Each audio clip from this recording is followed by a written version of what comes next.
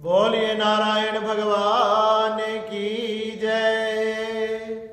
मैं विशाल शर्मा आप सभी के सामने आप सभी को श्री आमल की एकादशी की हार्दिक शुभकामनाएं। एक समय श्री युधिष्ठिर जी महाराज भगवान श्री कृष्ण के पास जाकर पूछने लगे कि हे भगवान कृष्ण, हे गोविंद, हे जनार्दन, आप कृपया कर कर मुझे फाल्गुन मास के शुक्ल पक्ष की क्या एकादशी है, उसका क्या नाम है, उसकी क्या विधि है, कौन सी उसकी कथा है, आप कृपया कर कर मुझे बताइए।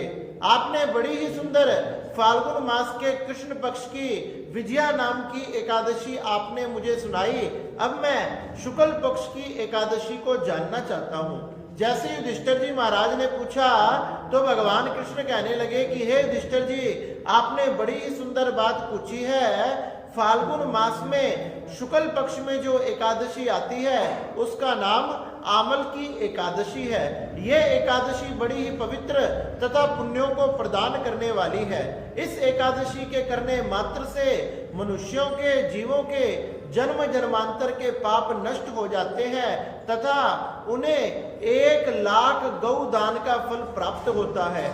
उन्हें 1000 अश्वमेध यज्ञ के फल का प्राप्त होता है तथा अनेक प्रकार के पाप उनके इस प्रकार भस्म हो जाते हैं जिस प्रकार रुई के ढेर में कोई माचिस की तिल्ली दिखा दे, पल में ही जलकर जिस प्रकार भस्म हो जाता है उसी प्रकार पाप नष्ट हो जाते हैं। और तो और ये एकादशी इतने पुण्यों को देने वाली है कि बड़े से बड़े पापी भी, व्याघ्र, शिकारी आदि भी इसको करने से मुक्ति को प्राप्त करते हैं। श्री युधिष्ठिर जी महाराज कहने लगे, आप कृपया कर कर मुझे बताएं कि कोई व्याघ्र, कोई व्याध, कोई शिकारी भी किस प्रकार से मुक्ति को प्राप्त कर लेता है।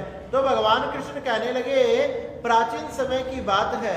एक समय एक राजा रहा करता था जिसका नाम चित्ररथ था। उसके नगर में सभी प्रकार के लोग रहते थे जो भगवान की भक्ति किया करते थे। उसके राज्य में किसी प्रकार की कोई कमी नहीं थी। अन्न तथा जल की भरपूर वर्षा हुआ करती थी तथा सभी लोग राजा के साथ मिलकर भगवान की पूजा पाठ आदि किया करते थे। वहां के सभी लोग दोनों पक्षों की एकादशी करते थे। इस पूर्वक तथा राजा इस तरह से धर्म से प्रजा का पालन तथा रक्षा किया करता था। एक समय की बात है, फाल्गुन मास के शुक्ल पक्ष की आमल नाम की एकादशी आई।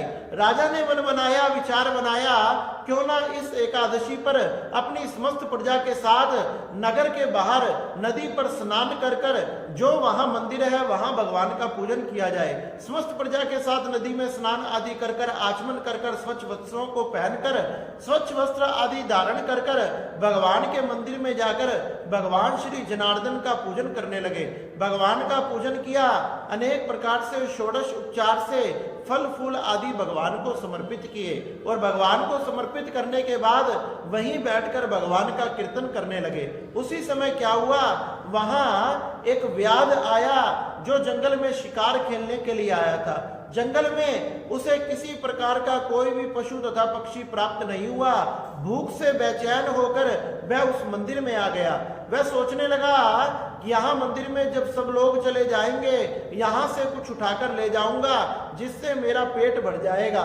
इस प्रकार वह सोचकर प्रजा के साथ वहीं बैठ गया और समस्त प्रजा भगवान का नाम का कीर्तन करते हुए कुछ समय बाद जो वहां ब्राह्मण देवता थे उनके मुख से एकादशी की कथा सुनने लगे।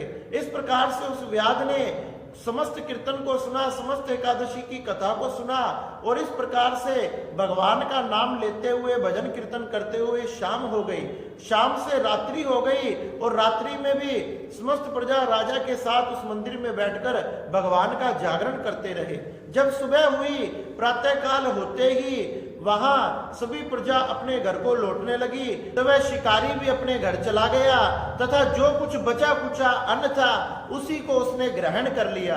इस समय कुछ समय बाद ही काल उसके निकट आ गया और उसकी मृत्यु हो गई। इस एकादशी के करने मात्र से, जाने अनजाने में इस व्रत से, इस कथा को सुनने मात्र से अगले जन्म उसे राजा के रूप में प्राप्त हुआ, उसे निष्कंटक राज्य की प्राप्ति हुई, चतुरंगी सेना की प्राप्ति हुई तथा समस्त भूमंडल का एकमात्र राजा हुआ।